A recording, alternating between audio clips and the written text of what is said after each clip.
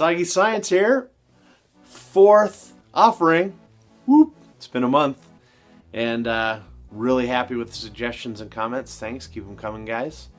On happy news, Dr. Richard Van, our friend from Divers Alert Network in Duke, is being awarded the Nogi Award this year. Just heard about that today. So, way to go. For those of you who don't know Dr. Van, he is instrumental in diving research and has been for over 40 years. One of the most foundational guys there is. So if you don't know him, look him up. Friend of him on Facebook. Cool guy. In water news, literally lack of rain news, California has just been declared an emergency by Governor Jerry Brown because there ain't enough of the rainy stuff for a while now. We have a normal drought cycle, so this is actually overdue. But time to start conserving even more. We do live in a desert, so wasting water has never been an option here. But in even drier places, new dam going in Egypt in the Sudan is looking like it's going to create a mega lake on the White Nile River. Who knows what kind of water conflicts that will generate for us. But probably only the beginning, because fresh water is in short supply, so everyone, even if you're in a wet area, should conserve that valuable resource. But on other cool water news, we have new technology out of Rome.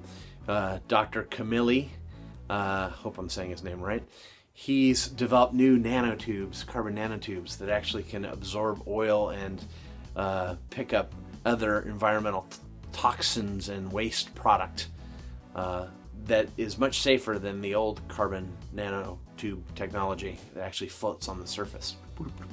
So it should help us clean up spills more easily and not be tough to get out of the environment, which is always one of the problems. So it's been 2 months since my friend Nick Mavoli died free diving. Very unfortunate accident. We still don't have too many answers, but kudos to Nick and his family, and miss you, buddy. But we're moving forward on investigations, and hopefully we'll know more soon. Fukushima's in the news. Crazy news. You know, from blaming starfish rotting to everything else on it. But most of the valid scientific stuff says that we're still not at much risk here on the West Coast. There's some issues closer to Japan. But let's stick to real science, guys. Deep Sea News has a really good piece on it if you want a more balanced approach. So go check it out. Thank you, Deep Sea News.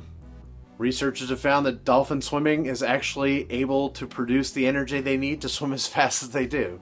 For a long time, there was some controversy going on about whether dolphins could produce enough power to swim as fast as they do.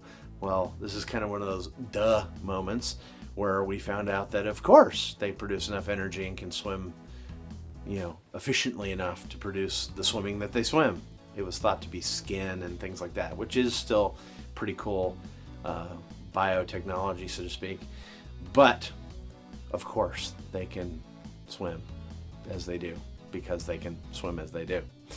Anyway, very cool news out of Spain. Dr. Valera has gene sequenced 1,000 marine viruses. And for those of you who haven't figured it out, marine environment has the greatest biomass on the planet, and bacteria and viruses are probably bigger than all the other biomasses in the ocean, and the most and least studied and most needed to be studied. So as vast as it is, it's highly not understood. So if you're thinking about going to school, marine viruses and bacteria might be a good place to look to get a lot of work in. And we found in Antarctica, more Antarctica news, a super deep trench under the ice. Apparently part of an old canyon system around mountains that have been buried by the glaciers. And it's actually bigger than the Grand Canyon. That's crazy, man. But more cool news out of Antarctica, buried by the ice. Anyway, thanks for tuning in. Happy 1 month anniversary. And keep tuning in to the social media. Daily posts there all the time. Grant W. Graves on Facebook, on Twitter, on Google+, and Soggy Science on Pinterest and Scoop It. And get out there, get wet, get in the water, and get soggy.